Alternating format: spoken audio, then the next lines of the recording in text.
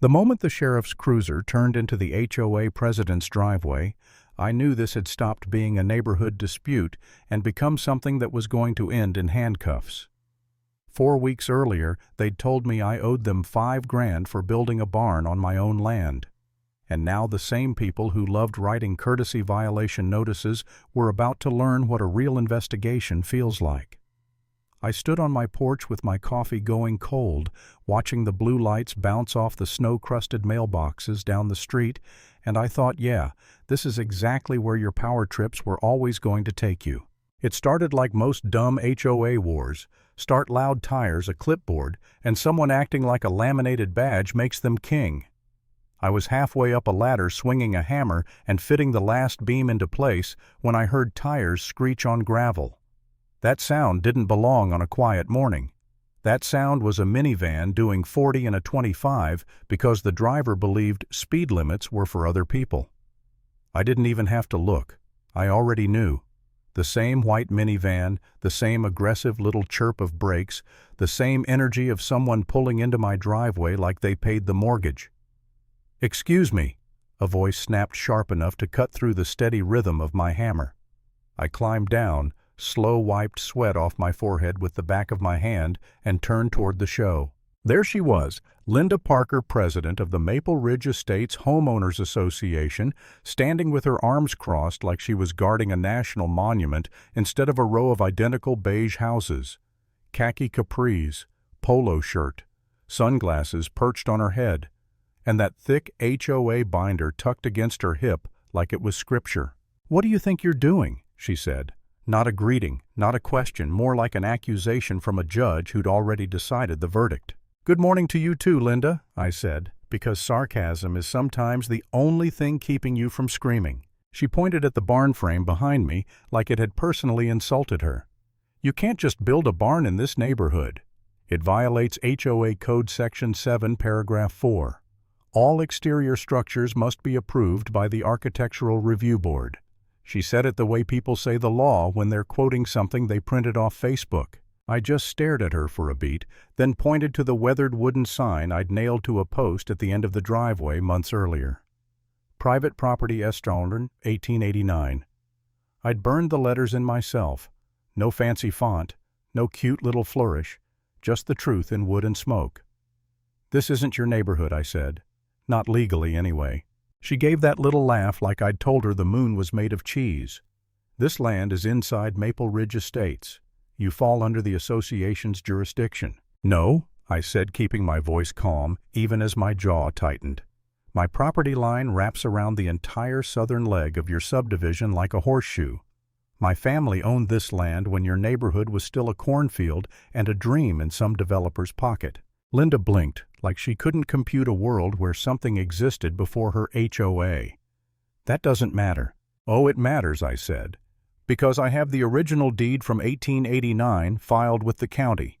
This property predates your HOA by, what, a century." Her nostrils flared. She flipped open that binder like she was about to summon demons from the bylaws.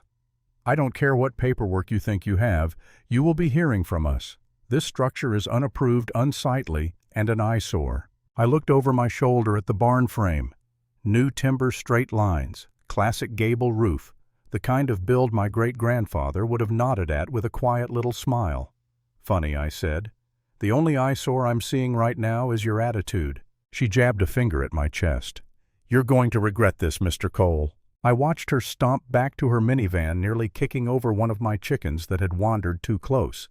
The chicken hopped back, offended. I looked down at it. "Welcome to the show," I muttered. 3 days later the letter came. Certified mail, of course, because HOA people love paying extra for drama. I opened it at my kitchen table and read the words out loud, just to make sure I wasn't hallucinating $5,000 fine for unauthorized construction and failure to submit architectural plans. I laughed so hard I actually coughed. $5,000. For a barn. On land the HOA didn't even own. It was so ridiculous it almost felt adorable, like watching a toddler try to bench press a truck. Then the anger hit. Slow, heavy. That kind of anger that isn't loud at first, just steady. I walked to the old lockbox in my study, pulled out the deed, yellowed thick paper, official county seal. The ink faded but still proud, and I drove straight into town. The county recorder's office smelled like old paper and lemon polish. The clerk behind the desk had that look only government employees, perfect a blend of boredom and suspicion. I slid the deed across the counter. "I need the property boundary file for my parcel," I said. "Lot 7, Township 3, Range 14. And I need a certified copy of this deed added to the current record." She raised an eyebrow but didn't ask questions. 10 minutes later, she came back with a manila envelope and a printout map. She tapped the paper. "You're here. HOA runs from here to here." Her finger stopped well short of my acreage. "You're outside their boundary." "I know," I said, and the satisfaction of hearing it from someone official felt like taking a deep breath after being underwater. From there, I went 2 blocks over to the township zoning office. The director, Mark Bennett, was the kind of guy who looked like he'd never smiled in daylight, but he was fair. I laid the envelope on his desk. "I need a letter," I said. "With the township seal stating my property isn't subject to HOA regulations. Linda Parker and her board are trying to fine me for building a barn." Mark flipped through the deed, and for the first time his expression actually shifted, half surprise, half admiration. "Well, I'll be," he muttered. "This predates the township charter by decades. Your property's grandfathered in.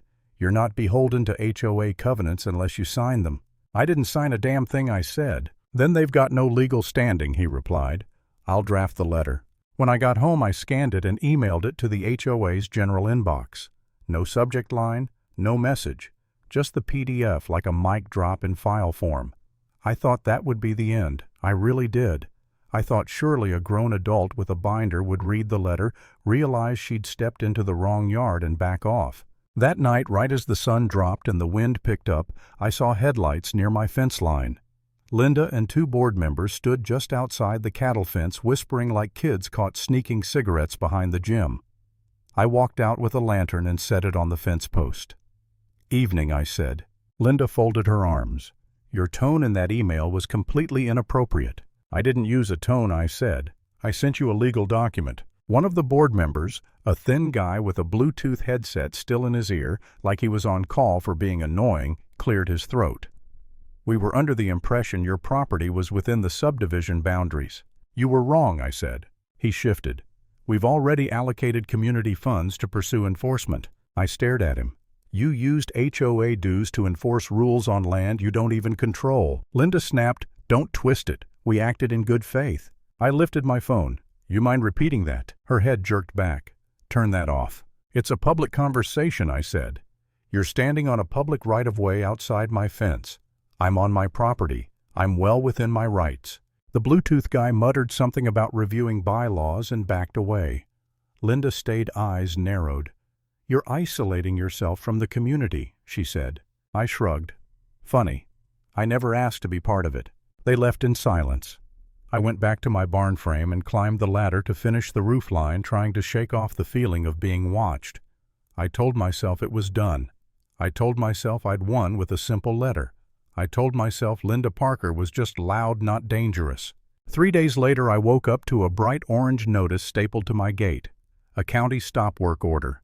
Unauthorized structural development impacting watershed flow. My stomach dropped. That wasn't HOA stationary. That was real. That meant someone had gone above my head and pulled a lever they weren't supposed to touch. And for the first time I felt it. The exhaustion, the creeping doubt, the weight of it all. I stood there in the cold morning reading that notice twice, then a third time, and the ugly thought slipped in. What if I'm wrong? What if there's some technicality I missed? What if this barn costs me more than money? What if it costs me peace? I'd spent years on this land minding my business, living quiet. Now I was suddenly at war with a neighborhood committee that had too much free time and too much confidence. I remember sitting on the edge of my porch step, holding the paper in my hands and just staring at my half-built barn like it was a mistake. My chest felt tight. My throat burned. I actually thought about quitting, about tearing it down and walking away just to make the noise stop. Because sometimes it's not the fight that breaks you, It's the idea that it might never end. Then my phone buzzed. It was my buddy Evan texting about eggs. That stupid little message snapped me back to reality. I wasn't doing anything wrong. I wasn't trying to run a nightclub. I was building a barn on family land with a deed older than the HOA's entire existence. And the moment I realized I was considering giving up just to make a bully happy, the anger came back hot, clean, clarifying. No. If I folded, Linda wouldn't just win this. She'd learn she could do it again. To me. To anyone. So I made calls. By noon, I was sitting across from an environmental engineer named Nicole Reyes at the county office showing her site surveys and drone footage I'd taken during the first week of construction. She clicked through the images, the measurements, the distances to wetlands. Finally, she leaned back. "There's no runoff entering any streams," she said. "And you're more than 200 feet from the nearest protected area. This complaint doesn't even make sense." "Can you put that in writing?" I asked. She smiled, small-tired. "Already did." She printed the dismissal letter, signed it, and slid it across the desk. Then she added quietly, "Between you and me, we get a lot of these. Usually from HOAs trying to flex muscle they don't have." I went home, made copies, and posted one at the community bulletin board by the gas station. Another I taped right on my fence post where Linda had stood. I didn't say a word, just let the paper speak. That's when things got nasty. First, my mailbox disappeared. Not knocked over, ripped out. The screws were sheared clean like someone had taken a tool to it. I filed a police report and replaced it with a locking steel box set in concrete.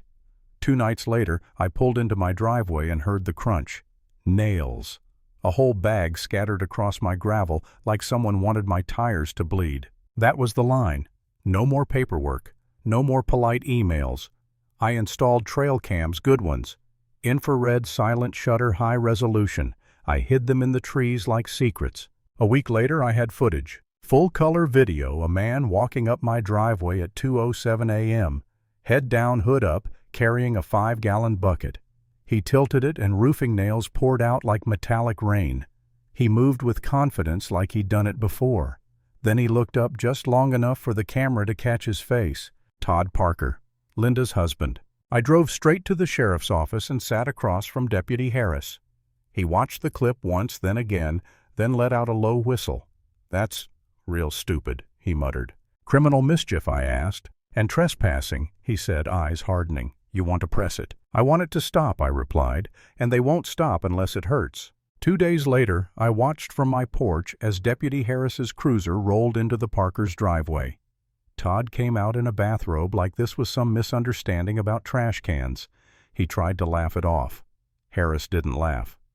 20 minutes later, Todd had a citation and a warning, and I had the quiet satisfaction of seeing consequences enter the neighborhood for once. I thought that would scare them straight. It didn't. It just made them smarter, meaner, quieter. Someone filed a complaint with the IRS claiming I was running an unlicensed agricultural business. An IRS agent actually showed up on my property with a clipboard and a polite smile. And you know what? That's when their little plan backfired in the most hilarious way possible because I was registered. I'd filed the paperwork a year earlier when I started selling eggs at the farmer's market. Schedule F on my taxes and everything. The agent walked my property, asked a few questions, then bought 24 eggs and asked if I'd ever considered selling to local restaurants. I had to bite the inside of my cheek not to laugh. By then, the neighborhood had started to notice. People who used to just nod at HOA meetings were stopping by my place for eggs, tomatoes, conversation, real human stuff. I didn't even have to campaign. All I had to do was tell the truth. I showed a couple neighbors the bogus environmental complaint. I showed them the nail footage, and I told them what Linda and her board had said out loud. They'd allocated community funds to enforce rules on land they didn't control. That sentence landed like a match in dry grass. That's when Diane Miller stepped into the story. Diane lived 2 streets over, retired paralegal, sharp eyes, sharper mind. She was the kind of woman who didn't raise her voice because she never needed to. She knocked on my door one afternoon holding a clipboard and said, "How many people do you think would sign a petition for a full audit of the HOA's finances?" I blinked. "I don't know." "We're about to find out," she said. 43 signatures in 2 days. The board tried to stonewall her claimed budget disclosures were private, but Diane knew the state's common interest ownership laws, like other people, know their Netflix password. She filed formal requests. She cited statutes. She didn't argue, she cornered them legally. And when the records finally came out, the rot showed itself. Tens of thousands spent on legal consultations with no billing details. A landscaping contract awarded to a company owned by Linda's cousin at double the going rate. HOA dues paying for a security system that coincidentally covered only Linda's street. It wasn't just a power trip. It was a hustle. The neighborhood erupted. People weren't just annoyed, they felt robbed. A vote of no confidence was scheduled. Linda tried to hold the meeting like it was business as usual, sitting at the front with her binder chin lifted, acting like she could talk her way out of fraud. But the room had changed. The air had changed. When residents stood up to speak, their voices weren't shaky anymore. They were angry, focused. And Linda Karen in chief couldn't bully a room that stopped being afraid. The vote happened. Linda and most of her loyal board members were removed. The second the results were announced, her face went pale in this oddly satisfying way, like someone had yanked the plug on her sense of control. She stood up fast, chair scraping, and hissed something under her breath as she pushed through the crowd. I wish I could tell you that was the end, that she lost her title and slunk away into her beige little house forever. But people like Linda don't just lose, especially when money is involved. They panic. And panicked people do stupid things. A week after the vote, Diane stopped answering calls, then texts. Then her neighbor called me and said her porch light had been on all day and her mailbox was full. My stomach twisted. I drove over. Her car was still in the garage. Her front door was locked. Her suitcase packed sat by the hallway like she'd been interrupted mid-step. Deputy Harris called me that night. "You got a minute?" he asked. "Yeah," I said, already feeling cold. "We need to ask you a few questions about Diane Miller," he said. "She was reported missing yesterday.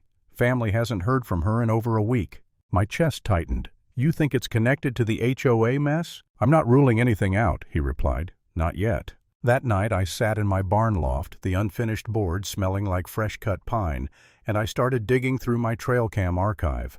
I hadn't checked it in days. I hadn't had a reason. Until now. At 2:36 a.m., 4 nights earlier, one of the outer cameras picked up motion near my southern fence line.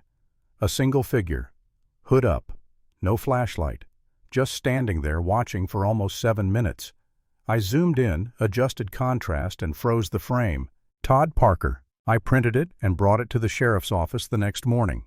Deputy Harris didn't look surprised. He says he's been out of town. Harris told me, jaw tight. "Then who's been parking in front of his house every night at 11, I asked, because I've seen his black truck all week. Harris exhaled slowly. "You got plates?" "2 frames, I said. "Clear." That was enough for a formal interview request. And then, like a crack in a dam, everything started spilling out. A new HOA treasurer, Jenna Collins, showed up at the sheriff's office with a flash drive. She didn't smile, didn't chit-chat, just handed it over and said, "I think you need to see this." On that drive were spreadsheets, payment logs, scanned receipts, and a folder labeled Ops. Inside were emails between Linda Todd and 2 former board members. They weren't just misusing funds, they were siphoning them through shell companies.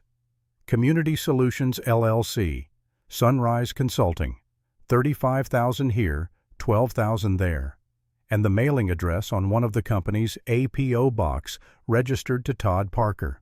But the email that made the room go silent was a message from Todd to Linda, dated 2 weeks before Diane vanished. "She's getting too close," it read. "The audit will expose everything. We need to take care of it before the next meeting. I'll handle it." I didn't feel triumphant when I saw that. I felt sick. Because suddenly Diane wasn't missing. She was a target. The county prosecutor authorized a search warrant. The raid happened 2 mornings later. I stood on my porch again, same coffee, same cold air. But this time my hands weren't shaking from anger. They were shaking from adrenaline. 2 unmarked vehicles and a marked cruiser rolled past. The whole neighborhood held its breath. Linda's curtains twitched. Todd's garage door didn't open fast enough. I watched deputies knock. I watched them step inside. I watched minutes stretch like hours. Then finally I saw Todd Parker walk out between two officers' wrists, cuffed behind his back. His face wasn't smug anymore. It was tight and pale, like reality had finally caught him. Linda followed, shouting, her voice rising into that frantic screeching pitch only a certain type of person can reach when they realize they can't talk their way out of consequences. One officer told her to step back. She didn't. Another officer repeated it. She still didn't. Then click, she was cuffed too. The sheriff held a briefing the next day. Linda and Todd were charged with conspiracy to commit fraud, obstruction of justice, and suspicion of unlawful detention. Authorities found Diane's cell phone hidden in a shoebox in the back of a closet, along with more financial records tying them to years of theft. Diane was located later, shaken, exhausted, but alive after managing to get help at a motel miles away once Todd left her with no transportation and no way to contact anyone. When I heard she was safe, my knees actually went weak for a second. I had to sit down in my barn doorway and let the relief wash through me like a wave. And that's where it ended, at least the part that mattered. The moment the people who thought they could weaponize rules, money, and intimidation learned that the real world doesn't run on HOA bylaws. One last image burned into my mind. Linda Parker, the self-crowned queen of Maple Ridge Estates, standing on her own driveway in handcuffs. Her precious binder, nowhere in sight, finally silent because there was nothing left to threaten me with. Sometimes the strongest fence you can build isn't wood or wire, it's refusing to be bullied off what's yours.